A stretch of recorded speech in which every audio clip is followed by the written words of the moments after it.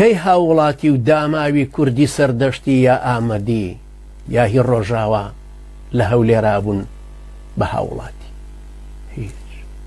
ئێستا شەرپەناهێندە ئەو هەموو داماوەی لە کۆیان ڕاکردوەکانی دەستی ئێران و جمهوری ئیسلامی ئێرانی یا ئەوانەی ترکە لە تورکیا ڕایان کردوانەی لە سووریا ڕایان کردو ئاوارە بوون، ئەوانەی 5 ساڵ و 15 ساڵ و 20 ساڵیان تەکمیلە کردووە هێشتا چاوەڕێی ئیقامەن.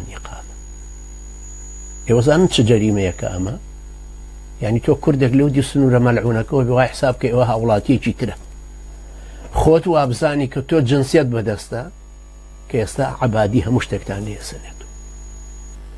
جەبزانە ئەو دەستورە شڕۆڵەی ئێوە داتان ڕشت کە مقدیمەکەی جارە بۆ ڕازیکردنی ئەمریکا بوو لە بەڕێ باسی ئەبراهام لینکۆڵنەکەن.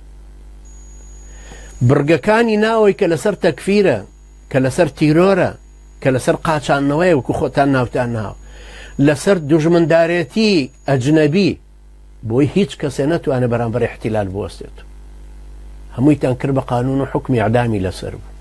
بسمیلای دەستورەکەتان بوو. بڕیاری یەکەمی پەرلەمانە هەڵوەشاوە سەخیفەکەتان دوو لەو ئاەت و حەدیسانی کە تایەتی. بڕیاری یەکەمتان فیدرالی بوو، بڕیاری دووهەم کوشتنی کوردی باکوور بوو لە قازانجی تورکیا. بۆی مەرزی ئیبراهیم خەلیلتان بۆ بکەنەوە.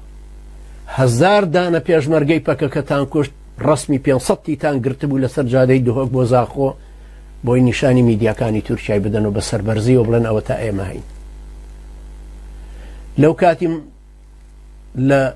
لەو کاتی نێچیروان بارزانی فەخر و شانازی بۆەوە کرد ئەیوە ئێمە ناهێڵین ئاردیش بۆ قەندیل بڕوە لەبەرەوەی پەکەکەی لێبوو.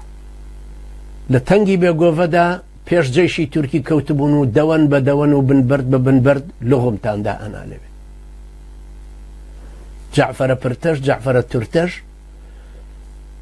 کە ئێستا بووە بە شۆڕژگێڕی ئاش بەتاڵەکە کە لە 15,000 پێشمەرگەم لا بخۆم ئەمری ئینسیحابم پێدا، ئەویش بە چاوێکی پلاستیکی زۆر قایمەوتی ئێمە هەموو شاخەکانی پێنجوێمان ڕووماڵ کردووە لە قازانجی شێ، لە قازانجی ئێرە.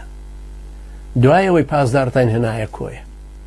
دوایەوە ئەوانی تریش 92 کیلۆمەتریان پاکسازی کرد لە سەردەشتەوە بۆ خانێ بۆ پاسداران پارتی وێچێتی. دوایەوەی جێشی تورکیاشتان هێنایە سەر قەندیل بە هەردووکتان، جێشی ئێرانیشتان هێنا، هەردووکیشتان جێشی عراقیتان هێنا.